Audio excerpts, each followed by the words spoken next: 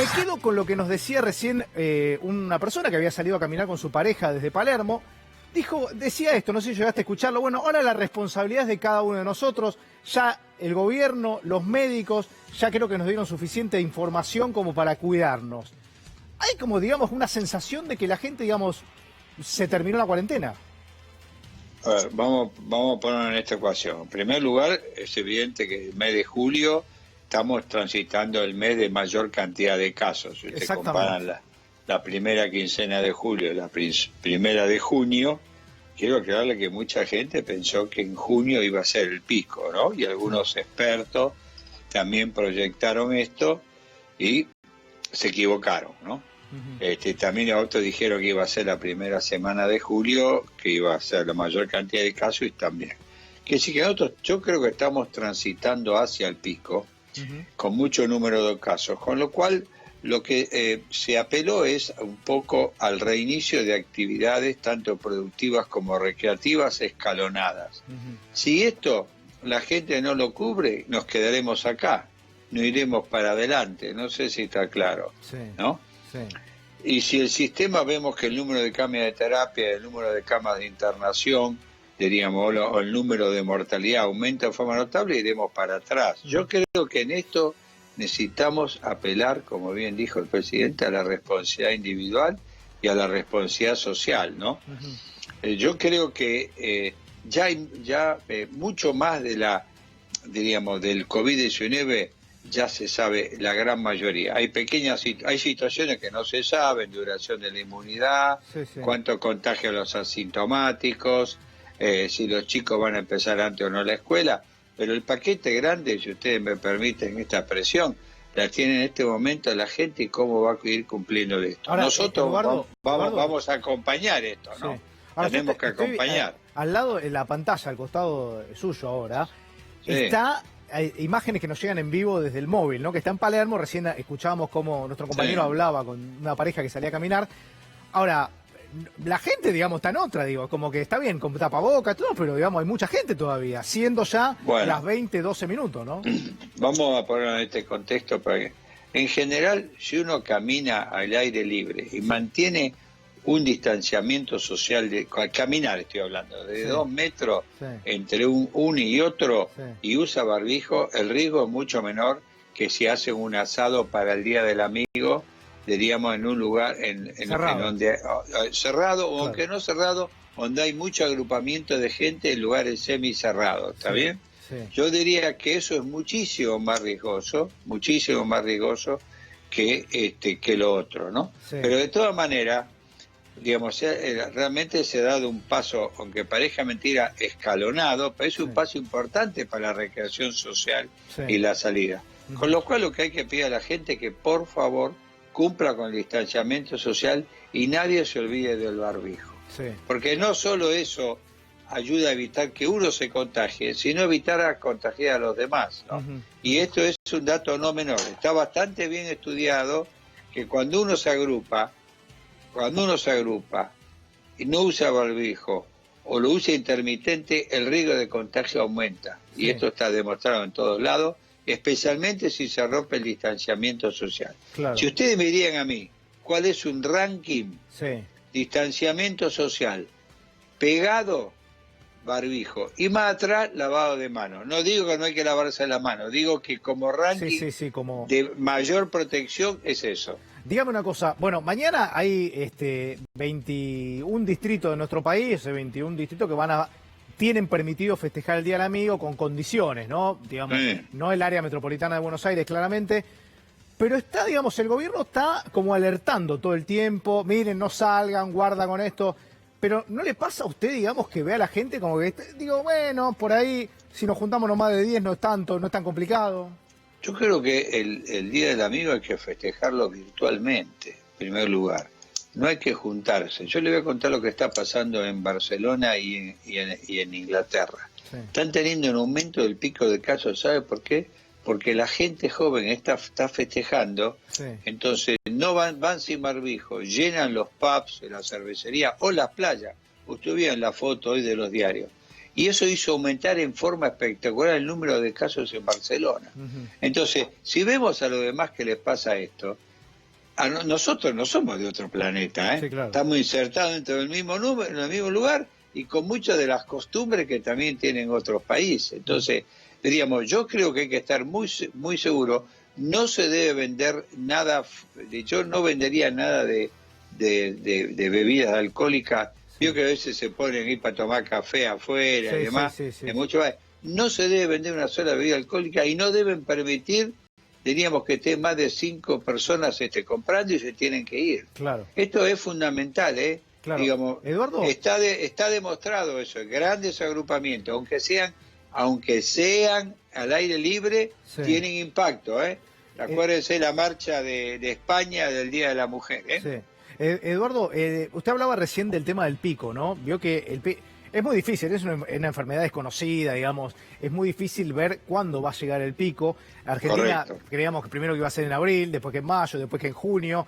Usted me acaba de decir que puede ser que en este mes de julio. Ahora, el presidente dio una entrevista hoy a un diario financiero internacional y habló del tema. Fíjese, el presidente dijo, el pico de la pandemia será en agosto.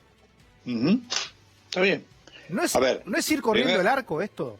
No, en primer lugar le quiero aclarar que no está encomillado eso, sino es una definición que puso la periodista. No está encomillado como palabras propias del señor presidente. Sí. Yo lo que dije, y le voy a repetir, es que este es el mes de mayor cantidad de casos que hemos tenido hasta ahora. Sí. Y en segundo lugar, que vamos transitando hacia el pico, o estos días va a ser el pico. ¿Por qué?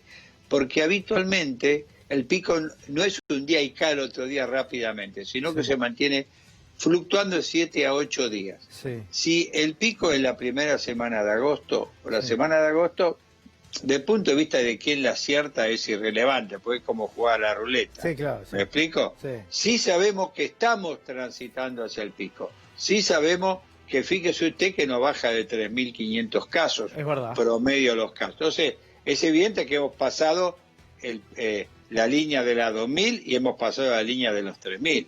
Quiere decir que ahí es donde tenemos que mirar.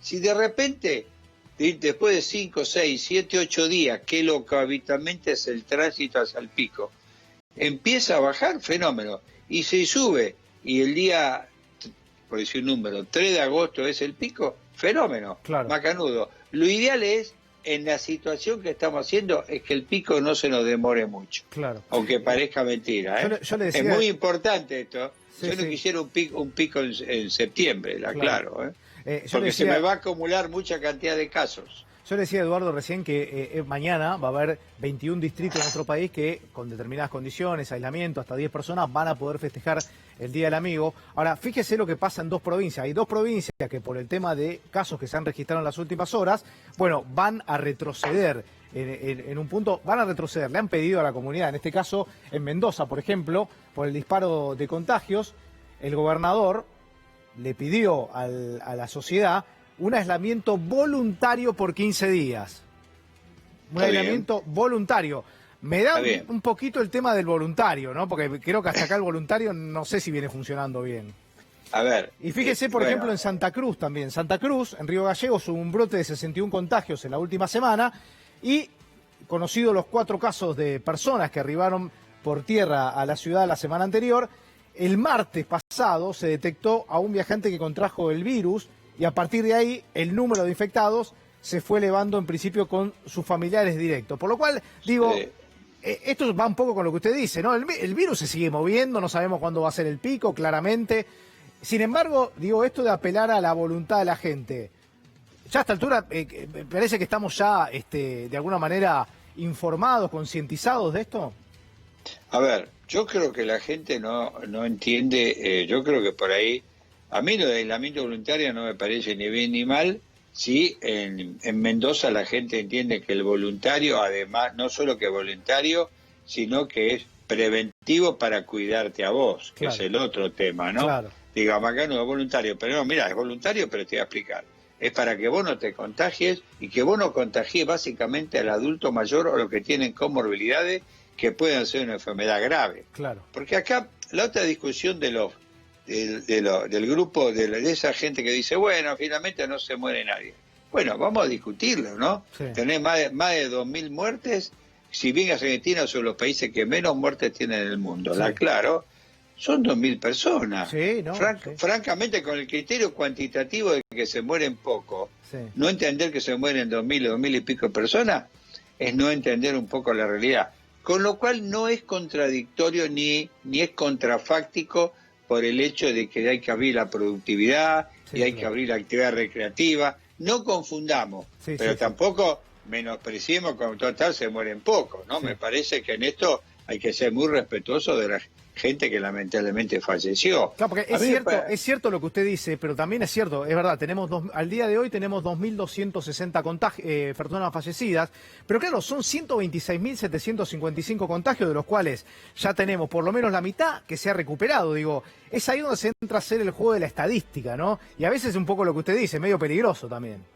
Porque los números son fríos, y lo que no entiende la gente, porque podemos discriminar esto. Brasil tiene 367 casos por cada millón de habitantes. Claro. Chile tiene 300, casi 70 casos por cada 100.000 habitantes de individuos que fallecen. Sí. Argentina tiene 45. Pero, no, para que entendamos, ¿no? Si Argentina testeara más, ¿tendría más casos? Porque me parece que ahora que aumentó el testeo también hay más casos. Argentina tiene que testear más, no sé si está claro, porque usted va secando la plaza de virus. Claro. Si usted testea y el que es positivo lo aísla, a los convivientes los estudia, a los que son positivos la isla y a los contactos estrechos la isla, que es el plan de detectar, sí. Esto usted va corriendo ya el virus más parejo, ¿me entiende? Claro. Por eso, ¿por qué? Porque usted va secando, entonces esos individuos ya no tienen a quién contagiar. Entonces en la primera etapa los virus aumentan la cantidad de casos, aumentó la cantidad de casos. Pero ¿se movió la terapia intensiva? No. ¿Se murió la tasa de letalidad? No. ¿Se murió la cantidad de individuos que tenemos que internar? No. Quiere decir que estamos detectando gente que está haciendo una evolución benigna, la gran mayoría. Sí. Entonces, eso no es malo en la primera etapa, porque en la segunda etapa usted va a empezar que las tasas de positividad empieza a bajar.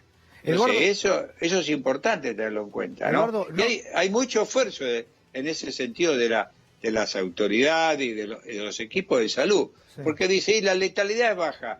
¿Qué esfuerzo hubo en todo el equipo de salud para atender a este enfermo en el internado y en la etapa de terapia intensiva y evitarle fallecimiento, ¿no? Eduardo, no es posible, digo, porque a veces cuando uno dice, bueno, los datos, ¿no? O sea, los datos que nosotros conocemos, las personas fallecidas, dicen, bueno, lo que pasa es que las personas no son las que fallecieron en las últimas 24 horas, sino que se van cargando, ¿no? Sí, es verdad. Y como que la foto que hoy estamos sacando, la foto que hoy vemos, los 4.200 y pico de contagios, es una foto de hace 10, 12, algunos te dicen 15 días. No hay manera de correr eso y juntar, digo, de que sea más acorde, no digo 24 horas, pero por ahí 72.